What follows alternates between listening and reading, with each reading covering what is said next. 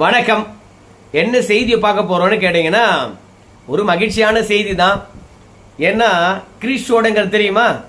யார் அந்த கிரீஷ் ஷோடங்கர்? தமிழ்நாடு காங்கிரஸ் கமிட்டிக்கு தேர்தல் பொறுப்பாளராக ராகுல் காந்தியால் நியமிக்கப்பட்டவர் தான் இந்த கிரீஷ் ஷோடங்கர். கூட்டணி தொடர்பாக, தொகுதி உடன்பாடு தொடர்பாக, யாருடன் கூட்டணி இருக்கிறோம், யாருடன் பேசிக்கிட்டு இருக்கிறோம், இந்த மாதிரியான தகவல் அத்தனையும் பொதுவெளியில தெரிவிக்கக்கூடியவர். இவர் சொல்றது தான் அதிகாரப்பூர்வமானது. நம்ம மாணிக்கம் தாகூர் சொல்லிட்டாரு, பிரவீன் சக்கரவர்த்தி சொல்லிட்டாரு, செல்வ பெருந்தகை அவர்கள் சொல்லிட்டாரு. அவங்க சொல்றது தான் அதிகாரப்பூர்வமானது அப்படின்னு எடுத்துக்கொள்ளவே கூடாது. ராகுல் காந்தியால் நியமிக்கப்பட்டிருக்கக்கூடியவர், தேர்தல் வேலையை பார்க்கறதுக்காக டெல்லியிலிருந்து அனுப்பப்பட்டிருக்கிறவர் கிரீஷ் ஷோடங்கர். அவர் தான் சொல்றாரு, விஜயுடன் கூட்டணி பேச்சுவார்த்தையை தொடங்கி இருக்கிறோம் அப்படின்றத சூசகமாக தெரிவித்திருக்கின்றாரு. கலக்கத்தில் திமுக. கழட்டி விட நினைச்ச திமுகவுக்கு திடீரென ஏன் கலக்கம் வந்தது அப்படின்னு கேட்பீங்க. உண்மையாகவே இதனால் வரைக்கும் திமுக காங்கிரஸ் கூட்டணியானது உறுதிப்படுத்தாமையா இருந்தாங்க. கேசி வேணுகோபால் அவர்கள்லாம் போய் பார்த்தீங்கன்னா முதலமைச்சரை சந்தித்திருக்கிறாரு. கனிமொழி அவர்கள் இருந்திருக்காங்க. ஜார்க்கண்ட் முன்னாள் முதலமைச்சர் தாரிக் இருந்திருக்காங்க. இப்படி 4 பேர் உட்காந்துக்கின்னு காங்கிரஸ் திமுக கூட்டணி பேசாம வேற என்னத்தை பத்தி பேசினாங்க அப்படின்னு ஒரு எண்ணம் இருக்கும். அதுக்கு தான் கிரீஷ் ஷோடங்கர்வர்களை பொறுத்த வரைக்கும் கூட்டணி தொடர்பாக பேசுறதுக்கு தான் எங்களை யாருமே அழைக்கலையே அப்படின்னு சொல்லி போட்டார். அப்போ முதலமைச்சரும் கேசி வேணுகோபால் அவர்களும் பேசுறது என்னது அப்படின்னு கேட்கும்போது அது ஒரு மரியாதை நிமித்தமான சந்திப்பு அப்படின்னு சொன்னாங்க. உண்மையாகவே மரியாதை நிமித்தமான சந்திப்பா அப்படின்னு நம்ம கொஞ்சம் விரிவா பார்க்க வேண்டியது. கேசி வேணுகோபால் அவர்களை பொறுத்த வரைக்கும் முதலமைச்சரை சந்திக்கணும் என்பதற்காக தான் தமிழ்நாடு வருகின்றார். பாண்டிச்சேரியில் ரங்கசாமி அரசாங்கத்தை கண்டித்து பேரணியும் பொதுக்கூட்டத்திலையும் பேசிட்டு சென்னை அகில இந்திய காங்கிரஸ் கமிட்டிக்காரங்கெல்லாம் கூப்பிட்டு பேச்சுவார்த்தை நடத்திட்டு முதலமைச்சரை சந்திக்கணும் அப்படின்னு டைம் கேட்டார். அன்னைக்கு காங்கிரஸுக்கும் திமுகவுக்கும் பெரிய லடாய். பிரவீன் சக்கரவர்த்தியும் மாணிக்கம் தாகூர் அவர்களும் தினந்தோறும் ஒரு கருத்து பதிவிட்டு கொண்டே இருந்தாங்க. அவங்க 2 பேர் மீதும் நீங்க நடவடிக்கை எடுத்தா மட்டும்தான் நான் பார்த்தீங்கன்னா கேசி வேணுகோபால் அவர்களை சந்திப்பேன் அப்படின்னு சொன்னாரு. அந்த தருணத்தில் கேசி வேணுகோபால் அவர்களை சந்திக்கவே இல்லை. ஏடா முதலமைச்சர் கோபமாயிட்டார் போல இருக்குது அப்படின்னு நினைச்ச கேசி வேணுகோபால் அவர்கள் அன்னைக்கு பத்திரிகையாளர்களை சந்தித்தார். அப்படி சந்திக்கின்ற பொழுது இனிமே திமுக காங்கிரஸ் கூட்டணி தொடர்பாக யாரும் பொது வழியில பேச மாட்டாங்கப்பா. அது எனக்கும் தான், செல்வ பெருந்தகைக்கும் தான், இந்த மேடையில் இருக்கிற அத்தனை பேருக்கும் தான். கூட்டணி தொடர்பாக டெல்லி மேலிடம் பார்த்துக்கும். அதனால தேவையில்லாம யாரும் கருத்து தெரிவிக்க மாட்டாங்க. கட்சி தலைமையிடம் தான் கருத்து தெரிவிப்பாங்க. அதனால இனிமே காங்கிரஸ் திமுக கூட்டணியானது ஸ்மூத்தா போகும் அப்படின்னு சொன்னார். அப்ப கூட முதலமைச்சர் கிரீஷ் ஷோடங்கர் அவர்களை சந்திப்பதற்கு நேரம் தரவே இல்லை. அதனால ஷெரட்டன் ஹோட்டல்ல இருந்து நேரா எங்க போனாருன்னு கேட்டீங்கன்னா டெல்லி போயிட்டாரு வேணுகோபால். ஆனா திடீர்னு ஒரு நாள் கழிச்சு கேசி வேணுகோபால் அவர்கள் முதலமைச்சரை சந்திக்கின்றார், ஜார்க்கண்ட் முன்னாள் முதலமைச்சர் தாரிக்குடன்.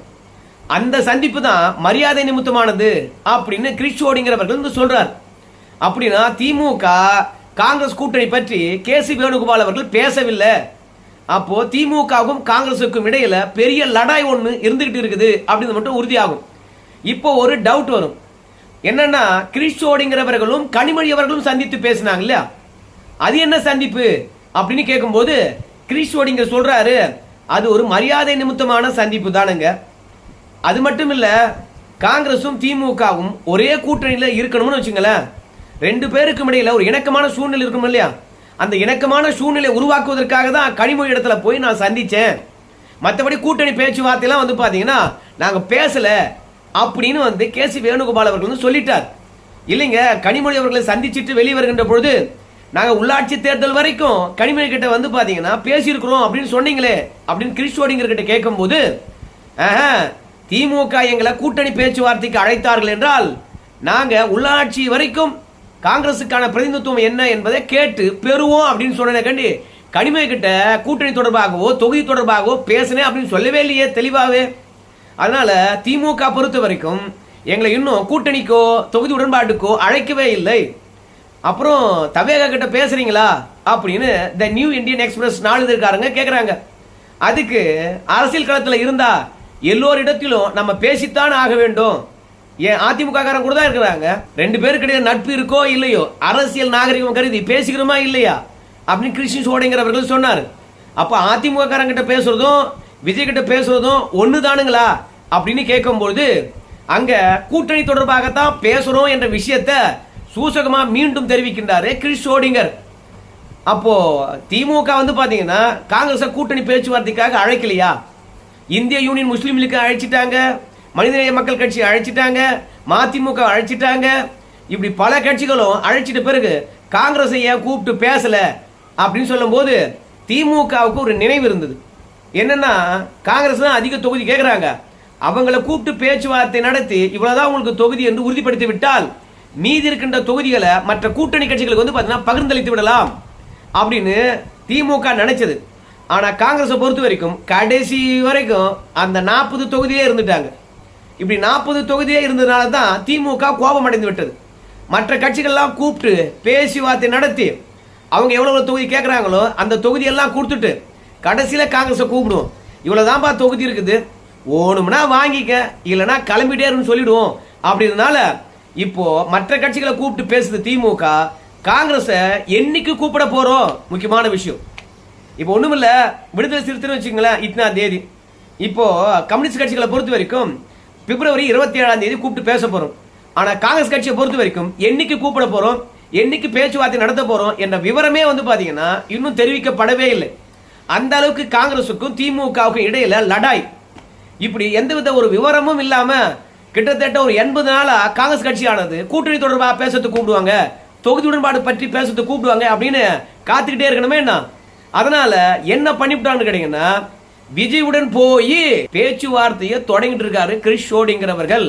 அதை எப்படி சொல்றாருன்னு கேட்டீங்கன்னா, பாருங்க, விஜயை பொறுத்த வரைக்கும் எங்களை பப்ளிக்காவே கூட்டணிக்கு அழைக்கின்றார், எங்களுடைய பலத்தை நல்லாவே விஜய் அவர்கள் அறிந்து வைத்திருக்கின்றார், எங்களுக்குரிய மரியாதையை அவர் தருகின்றார், எங்களுக்கு களத்துல என்ன செல்வாக்கு இருக்கு தெரியுமா, 12% இருந்து 20% வரைக்கும் எங்களுடைய செல்வாக்கு இருக்கிறது, எங்களை மதிக்க கூடியவங்க தவேகாக்காரங்களா இருக்கிறாங்க அப்படின்னு சொல்லிவிட்டு வார்த்தைக்கு வார்த்தை தவேகா பற்றியே பேசிட்டு இருக்கார்.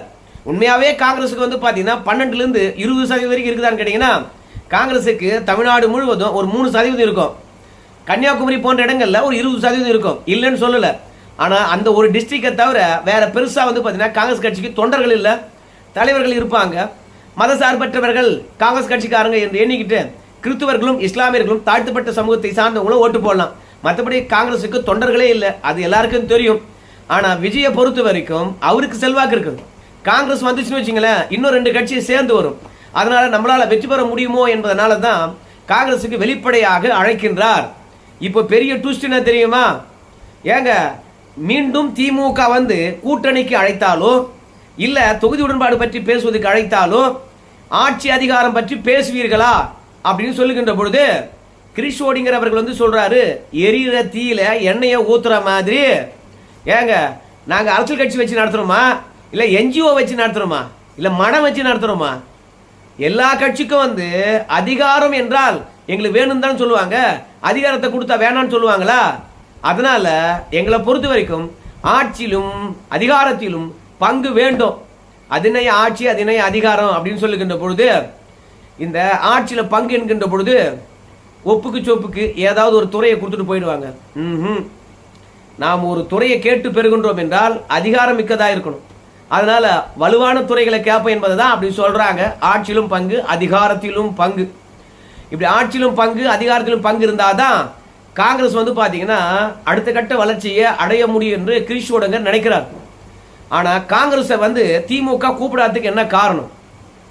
உண்மையா திமுக பொறுத்த வரைக்கும் 20 தொகுதி பார்கெயின் பண்ணுது, கடைசியில் 24. ஆனா கனிமொழி அவர்கள் வெளிப்படையா சொல்றது 22 தொகுதி.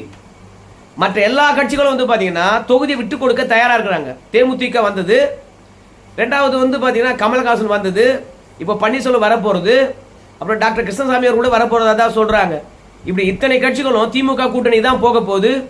இவங்க எல்லாம் வராங்கன்னு வச்சுங்களேன், அப்ப என்ன பண்ணணும்? மற்ற கட்சிகள் ஒவ்வொரு சீட்டை விட்டு கொடுக்கணும் அப்படின்னு சொல்கிற போது அவர்கள் எல்லாம் தயாரா இருக்கிறாங்களாம். அதனால தான் காங்கிரஸுக்கு மட்டும் 40 தொகுதி கொடுத்தோம்னாவோ இல்ல 39 தொகுதி கொடுத்தனாவோ ஒரு மேலவை எம்பி கொடுத்தனாவோ, அப்புறம் மற்ற எல்லா கட்சிகளும் வந்து எங்களுக்கும் அதிக தொகுதி கொடுங்க, நாங்க மட்டும் இழிச்சு வாழணுங்களா அப்படின்னு வந்து பாத்தீங்கன்னா கேட்க ஆரம்பிச்சிருவாங்க. அதனால காங்கிரஸுக்கு முதல்ல நம்ம வாயை வைக்க கூடாது. மற்ற கட்சிகளுக்கெல்லாம் நம்ம காங்கிரஸ் எந்த நிலைப்பாடு எடுக்குன்னு நமக்கு தெரியாது. அவன் தவேகா கூட போவான். அதனால் அவனை மனசில் வச்சுக்கிட்டு நீங்கள் தொகுதி உடன்பாடும் போதும் சரி, அதே மாதிரி கூட்டணியில் இருக்கின்ற நிலைப்பாடும் சரி, முரண்பாடாக எடுக்காதீங்க. நம்மளை பொறுத்த வரைக்கும் சட்டமன்ற தேர்தல் என்றாலே பாஜக வேறு மாதிரி அணுகும். அதனால் நம்மளை பொறுத்த வரைக்கும் வேட்பாளரை செலக்ட் பண்ணுறதுலையும் கவனம் செலுத்தணும். ரெண்டாவது, சீட்டு ஒதுக்குவதிலும் கவனம் செலுத்தணும். நீங்கள் வெற்றி பெறுவீங்கள் என்பதற்காக நான் வாரி கொடுத்தேன்னு வச்சுங்களேன், அதுக்கப்புறம் நமக்கு தான் பெரிய பின்னடைவு ஆகும். அதனால் ஆட்சி விட்டுறக்கூடாது, புரிஞ்சுக்குங்க. பாஜகவை இத்தனை நாள் தடைப்பட்டு வச்சுருந்தோம். அதிமுக போர்வியில் பாஜக வந்துச்சுன்னா அதுக்கப்புறம் நம்ம கட்சி உருப்படாது, சோழி முடிஞ்சிடும், புரிஞ்சுக்குங்க அப்படின்னு மற்ற கட்சியெல்லாம் பார்த்தீங்கன்னா பாஜகவை காட்டி ஒருமுகப்படுத்தி யார் யாருக்கு எவ்வளோ தொகுதி என்று பேச்சுவார்த்தை நடத்தி நம்ம ஒப்பந்தத்தில் கையெழுத்து வாங்கிட்டோம்னா அதுக்கு மேலே காங்கிரஸுக்கு அதிகமாக கொடுத்தா கூட யாரும் கேட்க மாட்டாங்க என்பதனால காங்கிரஸை கடைசியாக கூப்பிடலாம் அப்படின்னு நினைக்கிறாங்க. ரெண்டாவது, காங்கிரஸை பொறுத்த வரைக்கும் விடாப்படியாக இருப்பதனால கடைசி தருணத்தில் கூப்பிட்டாதான் வேற எங்கேயும் போகிறதுக்கு வழி இல்லை அப்படின்னு தொடருவாங்க என்பதனால காங்கிரஸை கடைசி இடத்துக்கு தூக்கி போட்டாங்க. ஆனால் கிறிஸ்டோடுங்கிற பொறுத்த வரைக்கும் தெளிவாகவே தி நியூ இந்தியன் எக்ஸ்பிரஸில் சொல்லிட்டாரு. பாருங்க, பீகாரில் பார்த்தீங்கன்னா கடைசி தருணத்தில் நாங்கள் கூட்டணிக்கு தலைமை தாங்குகின்ற கட்சி இடத்துல பேசுறதுனால தான் சரியான இடங்களை வாங்க முடியல. அதோட எங்கள் தகுதிக்கு ஏற்ற அளவுலையும் தொகுதி வாங்க முடியல. எந்த தொகுதியில் வெற்றி பெறுமோ அந்த தொகுதியும் கேட்டு வாங்க முடியல. ஆனால் தோல்வி அடைந்தோம். அதனால் எங்களை பொறுத்த வரைக்கும் திமுகவே நாங்கள் நம்பிக்கிட்டு இருந்தோம்னா ஏமாளி ஆகிவிடுவோம். அதனால் நாங்கள் தவேகா கிட்ட பேசிட்டு தான் இருக்கிறோம் அப்படின்ற விஷயத்த போட்டு உடைச்சிட்டார். இந்த அந்த மாணிக்க தாக்கூர் எங்கே இருக்காருன்னு தெரியல, பிரவீன் சக்கரவர்த்தி போன்றவங்களாம் எங்கே இருக்காங்கன்னு தெரியல, செல்வ பிறந்தைகளாம் எங்கே இருக்காங்கன்னு தெரியல. ஏன் அவங்கெல்லாம் தேடுறீங்கன்னு கேட்குறீங்களா? அவங்க தான் சொன்னாங்க. என்ன சொன்னாங்க தெரியுமா? சாமி, நாங்கள் ஒரு கூட்டணியில் இருக்கிறோம், அந்த கூட்டணியில் இருக்கிறோமா இல்லையா என்று முடிவு தெரிகிற வரைக்கும் இன்னொரு கட்சி இடத்துல நாங்கள் பேச்சுவார்த்தையை நடத்த மாட்டோம். கலாச்சாரம் என்பது காங்கிரஸுக்கு அப்படி ஒன்று கிடையாது. ரெண்டு பேர் இடத்துல ஒரே நேரத்தில் நாங்கள் பேச மாட்டோம், அந்த மட்டமான செயலை, அந்த கேவலமான செயலை செய்ய மாட்டோம் அப்படின்னு சொன்னாங்க. திமுகவுடன் தான் தொடர போகிறோம், திமுக தான் எங்களை பேச்சுவார்த்தைக்கு அழைக்க போகுது, திமுகவுடைய கூட்டணியை தான் எதிர்பார்த்து காத்துட்டு இருக்கோம், அவங்க பேச்சுவார்த்தை கூப்பிட்டாங்கன்னா நாங்கள் போவோம். இப்போதைக்கு எங்களை பொறுத்த வரைக்கும் கூட்டணியில் தான் இருக்கிறோம், அதனால் திமுக இடத்துல தான் பேசுவோம், தவேக இடத்துல நாங்கள் பேச மாட்டோம் அப்படின்னு தெளிவாகவே அன்னைக்கு சொன்னாரு நம்ம செல்வ பிறந்தைகள்லாம். இன்னைக்கு கிறிஸ்டோடுங்கிற சொல்றாரு திமுகவுடன் கூட்டணி பேசுவதற்கு 5 பேர் கொண்ட குழு இருக்குது என்பதனால காத்துட்டு இருக்கோம். ஆனாலும் அவங்க கூப்பிடாத போது நாங்க தவேகா கிட்ட பேசிக்கிட்டு தான் இருக்கிறோம் அப்படின்னு சொல்றாங்க. இப்ப காங்கிரஸ் கட்சியானது கேவலமான கட்சி கிடையாதா? ஒரே தருணத்தில் பிரேமலதா விஜயகாந்த் மாதிரி 2 கட்சி இடத்துல பேச்சுவார்த்தை நடத்துங்களே, இப்ப கேவலமான கட்சி இல்லையா? இருந்தாலும் திமுக பொறுத்த வரைக்கும் காங்கிரஸை விட்டுறக்கூடாது என்ற ஒரு எண்ணம் இருக்குது. காங்கிரஸ் கூட்டணி தொடர்பாக வேறு மாதிரியான முடிவெடுத்துக்கு முன்பாகவே தேமுதிக வந்தது நமக்கு நல்லதா போச்சு அப்படின்னு திமுக காரங்க நினைக்கிறாங்களாம். அதனால தவேகா பொறுத்த வரைக்கும் ரொம்பவே விட்டு பிடிக்கிறதா, காங்கிரஸ் என்ன கேட்டாலும் தரேன் அப்படின்ற அடிப்படையில் சொல்றாங்களாம். ஒரே ஒரு விஷயம் தானுங்க, இப்போ விஜயுடன் கூட்டணி சேர்ந்தாங்கன்னா பாண்டிச்சேரியில் ஆட்சி நிச்சயம் காங்கிரஸுக்கு, ரெண்டாவது கேரளாவில் ஆட்சி நிச்சயம் காங்கிரஸுக்கு, அதே மாதிரி ஆந்திரா தெலுங்கானாலாம் கர்நாடகாலாம் பார்த்தீங்கன்னா விஜய்க்கு ரசிகர்கள் ஏராளம், அங்கேயும் காங்கிரஸ் கட்சிக்கு கூடுதல் பலம். ஆனால் திமுகவுக்கு கும்முடி பூண்டியை தாண்டினா செல்வாக்கு கிடையாது. தமிழகத்தில் அசைக்க முடியாத செல்வாக்கு தான் திமுக, இல்லைன்னு சொல்லலை. ஆனால் ஒரு ஸ்டேட்டை மட்டும் பார்க்குறதா இல்லை 4 ஸ்டேட்டை பார்க்குறதா? அதனால் காங்கிரஸை பொறுத்த வரைக்கும் நாம் சொல்கிற தொகுதி கொடுத்தா திமுக கூட்டணி, இல்லை என்றால் அவ்வளவுதான். அதே மாதிரி மார்ச் 1ஆம் தேதிக்குள்ள எல்லா கூட்டணியும் திமுக அசம்பிள் பண்ணிடணுமா? ஏன்னா முதலமைச்சருக்கு மார்ச் 1ஆம் தேதி பிறந்தநாள், அந்த பிறந்தநாள் மேடையில் கூட்டணி கட்சி தலைவருக்கு அத்தனை பேருமே மேலே இருக்கணுமா? அதனால அவசரமாக மற்ற கட்சிகளிடத்துல பார்த்தீங்கன்னா பேச்சுவார்த்தை நடத்துறாங்க, ஓகேங்களா? ஆனால் காங்கிரஸ் மட்டும் எப்போ பேச்சுவார்த்தை நடத்த போறோம் என்ற விவரமே தெரிவிக்கவில்லை. கடைசியாக ஒரு விஷயத்தை சொல்லி நான் முடிச்சிடறேன். ஸ்டாலினுக்கும் மற்றும் ராகுல் காந்தி அவர்களுக்கும் பிரிக்க முடியாத ஒரு நட்பு இருந்தது. பிரச்சாரத்துக்கு வருகின்ற போது கூட சாலையில் நடுவே சுவர் இருக்கும்ல, அந்த இன்டர்மீடியட் வால்லாம் எகிரி குச்சி போய் ஸ்வீட் பாக்ஸ்லாம் வாங்கிட்டு நம்ம ஸ்டாலின் ஐயக்க கொடுத்து பிரதரே எப்படி இருக்கீங்க அப்படின்னு கட்டி பிடிச்சி வாழ்த்து சொன்ன காலமெல்லாம் இருக்குது. ஆனால் இன்னைக்கு கூட்டணியானது இந்த அளவுக்கு பிசக்கு ஏற்பட்டிருக்குது. இந்த பிசக்கு காரணமாக ஸ்டாலினுக்கும் நம்முடைய ராகுல் காந்திக்கும் இடையில் இருந்த அந்த சகோதர பாசம் டுமில் மீண்டும் கூட்டணி இணைந்தா கூட ஒருத்தர் முகத்தை இன்னொருத்தர் எப்படி பார்த்துக்குவாங்க? அந்த அளவுக்கு காங்கிரஸ் ஆனது திமுகவுக்கு பயங்கர நெருக்கடி கொடுக்குதான். ரெண்டாவது, தேமுதிக கிட்ட பேசுகின்ற நட்பு கூட காங்கிரஸ் இடத்துல பேச மறுக்கிறதா திமுக. ஸோ இன்னைக்கு வந்த கட்சி இடத்துல காட்டுகின்ற நட்பு காங்கிரஸ் இடத்துல இல்லையே. அப்போ ஸ்டாலின் அவர்களே வந்து பாத்தீங்கன்னா ராகுல் காந்தியுடைய நட்பை விரும்பல. அப்படி இருக்கும்போது நம்ம கட்சியை பார்ப்போம், கட்சியுடைய எதிர்காலத்தை பார்ப்போம் அப்படின்னு சொல்லிட்டு தான் விஜயுடன் கூட்டணி பேச்சுவார்த்தையை இப்போ காங்கிரஸ் ஆனது தொடங்கி இருக்கிறது. ஒருவேளை காங்கிரஸ் ஆனது திமுக இன்னும் 2-3 நாள் கூப்பல்னு வச்சுங்களேன், அதிகாரப்பூர்வமாக திமுக கூட்டணியில இல்ல அப்படின்னு அறிவிச்சுட்டு விஜயுடனே பேச்சுவார்த்தை நடத்துவதற்கு போயிடுவாங்க. 27ஆம் தேதி வரைக்கும் காங்கிரஸை கூப்பிட்டு பேசுற மாதிரி திமுக இல்லை. 27ஆம் தேதி கம்யூனிஸ்ட்கள் பேசுறாங்க அப்படின்னா காங்கிரஸ் எப்ப பேசுறது? பிப்ரவரி 28ஆம் தேதி வரையும் தான் இருக்கும். அதுக்கடுத்து மார்ச் 1, 28ஆம் தேதியே வந்து காங்கிரஸை கூப்பிட்டு அன்னைக்கே எல்லாவற்றையும் பேசி தொகுதிகளுடன் உடன்பாடு முடிச்சிருவாங்களா? 1ஆம் தேதி முதலமைச்சர் மாநாட்டில் காங்கிரஸ் ஆனது மேலே ஏறிடுமா? அதனால முதலமைச்சருடைய பிறந்த நாள் இருக்குல்ல, அன்னைக்கு வரைக்கும் காங்கிரஸ் மேடை ஏறலன்னா தவேகாவுடன் போது என்பதில் உறுதியாக சொல்லலாம். ஸோ எப்போது திமுக இடத்திலிருந்து காங்கிரஸ் பிரிகிறதோ அப்போது என்டிஏ கூட்டணி கட்சிக்காரங்களுக்கு மகிழ்ச்சியான செய்தி காதல் வந்தாச்சு.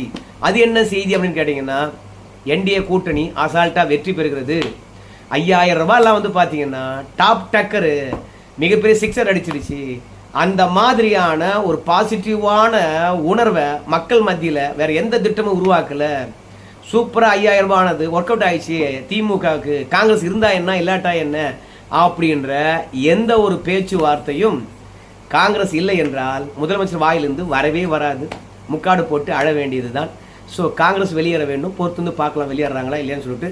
ஆனால் விஜய் இடத்துல பேச்சுவார்த்தை நடத்துகிறோம் என்ற விஷயமே திமுகவுக்கு வந்து பார்த்தீங்கன்னா இடியை இறக்கிருக்கும். அந்த அளவுக்கு காங்கிரஸ் ஆனது பதவி வெறி பிடிச்சி அலையுதா, தொகுதி வெறி பிடிச்சி அலையுதா அப்படின்ற எண்ணம் மட்டும் கண்டிப்பாக திமுக இருக்கும். எப்படி பழி வாங்கணுமோ அப்படி பழி வாங்குவாங்க. காங்கிரஸ் கட்சி அதிகமான தொகுதி கேட்டு பெற்றாலும் கூட அத்தனை தொகுதியிலும் தோக்கடிப்பாங்க திமுக காரங்க. நம்ம எதிர்கட்சி வரிசையில் உட்காந்தாலும் பரவாயில்ல, காங்கிரஸ் மட்டும் ஜெயிச்சிடக்கூடாது என்று வெறியில் இருப்பாங்க. மொத்தத்தில் எப்படியோ ஒன்று காங்கிரஸை திமுக காரன் தான் அழிக்க போறா என்பது மட்டும் மாற்று கருத்து கிடையாது. உங்க கருத்து சொல்லுங்க. இந்த வீடியோ தொடர்பாக நன்றி.